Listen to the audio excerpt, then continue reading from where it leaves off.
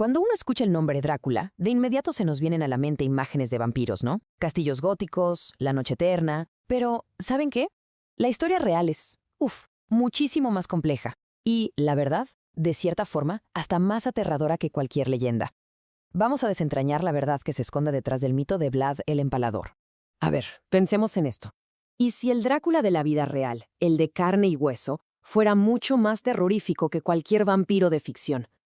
Pues la respuesta a esa pregunta nos transporta directamente a los Balcanes del siglo XV, una época, créanme, bastante turbulenta. Ok, aquí lo primero es separar las cosas. Tenemos dos figuras que son completamente distintas. Por un lado está el mito, el conde vampiro de Transilvania que todos conocemos. Y por el otro está el hombre, un príncipe de Valaquia, una figura histórica real que libró guerras y guerras muy, muy sangrientas. Con el tiempo, la línea entre los dos se ha vuelto súper borrosa, pero hoy la vamos a dejar bien, bien clara. Bueno, vamos por partes. Empecemos por lo más básico, el nombre. ¿De dónde sale Drácula?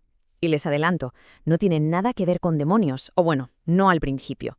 En realidad es una historia de caballeros, de dragones y de la defensa de la cristiandad. Resulta que el papá de nuestro protagonista, Vlad II, pertenecía a la Orden del Dragón. Ojo, esta era una orden de caballeros súper importante, dedicada a luchar contra la expansión del Imperio Otomano.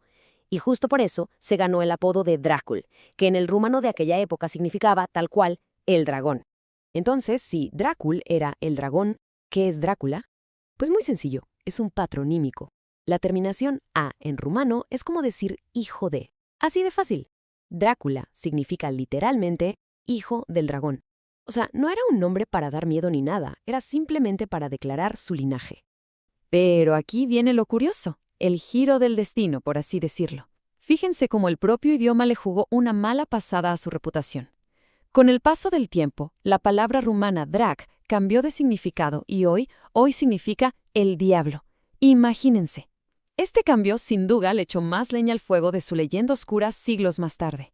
A ver, su nombre a lo mejor no era siniestro en un principio, pero su vida sí que lo fue. Y es que ese carácter tan despiadado no salió de la nada, ¿eh? Se fue forjando poco a poco, en medio de traiciones, pérdidas y una juventud, híjole, brutal como prisionero político. Miren, chequen esta línea de tiempo. Siendo apenas un niño, con unos 11 años, por ahí de 1442, a Vlad y a su hermano menor los entregaron como rehenes al sultán otomano. Se pasó años en cautiverio, y ahí, pues, aprendió a la mala sobre la crueldad y las tácticas del enemigo.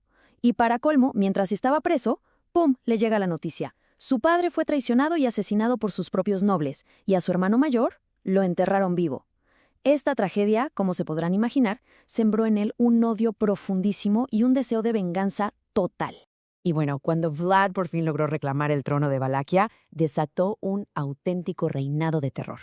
Y tenía, digamos, su método favorito, una especie de firma de crueldad que al final se convertiría en su apodo, el empalamiento. 20.000. Esa es la cantidad de cuerpos empalados que el ejército del sultán Mehmed II se encontró al acercarse a Targovishte, la capital de Vlad. Y ojo, no era un campo de batalla, no. Era un mensaje, y uno muy, muy claro. El método en sí era espeluznante. Se usaba una estaca de madera, larga y muy afilada. Se introducía por el cuerpo de la víctima y luego se levantaba para que quedara vertical. A partir de ahí, la propia gravedad hacía el trabajo sucio. La muerte era lenta, agonizante, podía tomar horas, a veces hasta días. Y Vlad no usaba esto solo con soldados enemigos, no, también con criminales y nobles que lo traicionaban. Era terror puro y duro, usado como una herramienta para gobernar. El impacto psicológico de algo así fue brutal. Se cuenta que el mismísimo Mehmed II, el conquistador de Constantinopla, un tipo que lo había visto todo, se retiró horrorizado al ver lo que llamaron el bosque de los empalados. Dicen que declaró que no podía luchar contra un hombre que empleaba tales métodos. La guerra psicológica de Vlad había funcionado a la perfección. Entonces llegamos a la gran pregunta. ¿Cómo recordamos a este hombre? ¿Fue un monstruo sádico o un defensor de su gente? Pues la respuesta depende totalmente de a quién le pregunten. Su legado es completamente doble. Fíjense qué curioso. En Rumanía, para muchísima gente, Vlad es un héroe nacional. Sí, un gobernante súper estricto, pero justo. alguien que luchó con uñas y dientes por la independencia contra un imperio gigantesco. Pero, del otro lado, en Europa Occidental, gracias a panfletos y propaganda de sus enemigos alemanes, la historia era otra. Allá se le conocía como un tirano sádico. Estas historias, que estaban llenísimas de exageraciones, que si cocinaba niños y obligaba a sus madres a comérselos, fueron las que crearon la imagen del monstruo que conocemos hoy. Y con esto llegamos al último paso de la transformación, cómo un príncipe medieval de Valaquia acabó convirtiéndose en el vampiro más famoso de la historia. Bueno, pues esa conexión se armó muchísimos siglos después de su muerte. Como era de esperarse, la vida de Vlad terminó justo como la vivió, de forma muy violenta.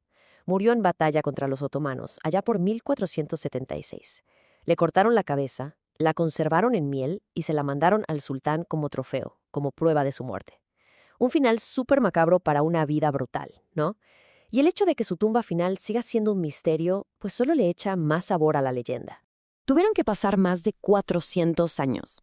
De repente, un escritor irlandés, un tal Bram Stoker, estaba investigando para su nueva novela de vampiros.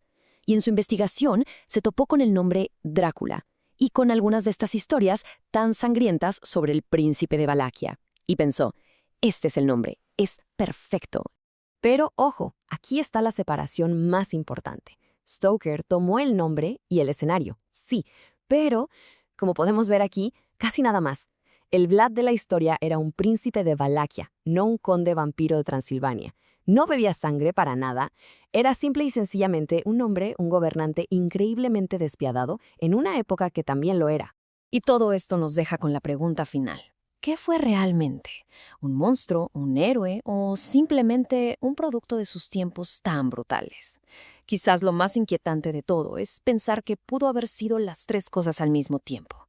Y al final la historia nos demuestra algo, que el horror leal, el de un hombre capaz de crear un bosque con 20.000 cadáveres solo para ganar una guerra psicológica, a veces puede superar, y por mucho, cualquier leyenda sobre un monstruo que bebe sangre.